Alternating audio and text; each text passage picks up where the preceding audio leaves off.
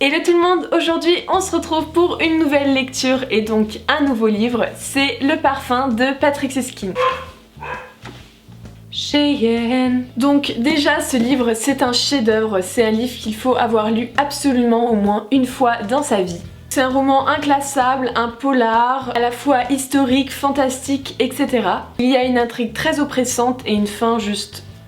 Enfin, on s'y attend absolument pas. Par contre, je déconseille ce livre aux plus jeunes parce qu'il y a des scènes assez violentes, voilà, qui sont un peu dérangeantes. Je vais vous parler un tout petit peu de l'auteur, voilà, vous faire une sorte de mini-biographie. Donc Patrick Süskind est né en Allemagne en 1949. Enfin, donc ce livre, c'est son premier roman et il a été édité en 1985. Il a tout de suite eu un énorme succès et tellement de succès qu'il a été repris au cinéma. Le titre du film, c'est Le Parfum, histoire d'un meurtrier.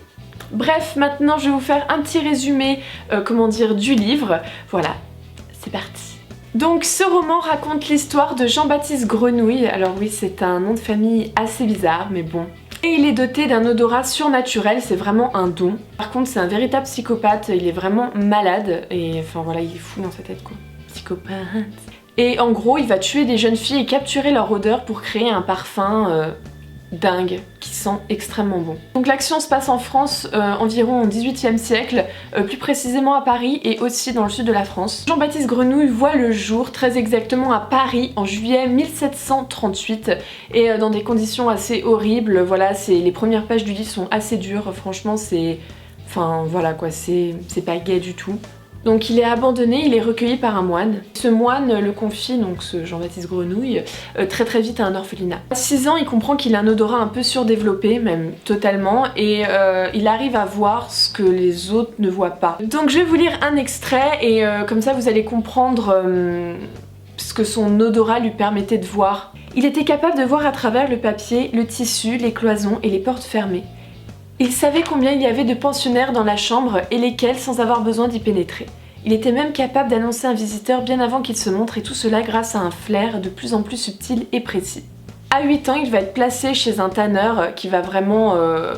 en fait, il va devenir un esclave.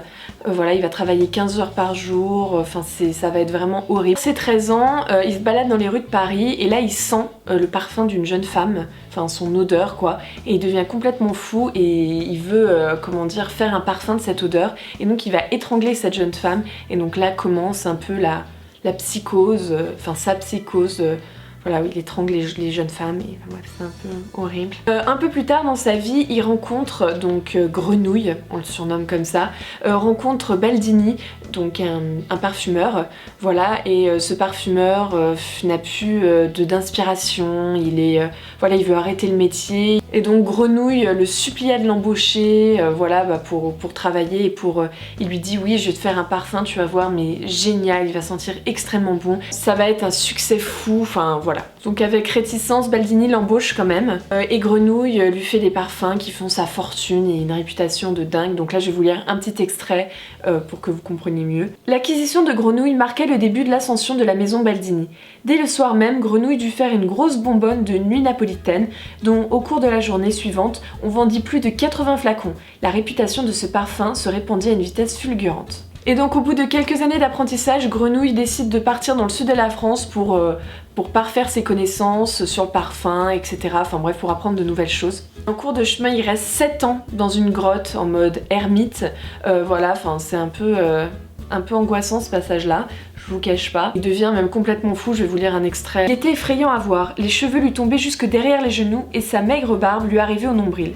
Ses ongles avaient l'air de serres d'oiseaux. Les premières personnes qu'il rencontra s'enfuirent à toutes jambes en poussant des cris. Il partit sur Grasse pour apprendre les techniques de parfum comme la macération, plein de techniques, l'enfleurage, la distillation, l'extraction des essences des fleurs. Mais il poursuit toujours son but de fabriquer un parfum à base d'odeur humaine. Pas n'importe quel humain, c'est vraiment des êtres rarissimes et qui représentent l'amour.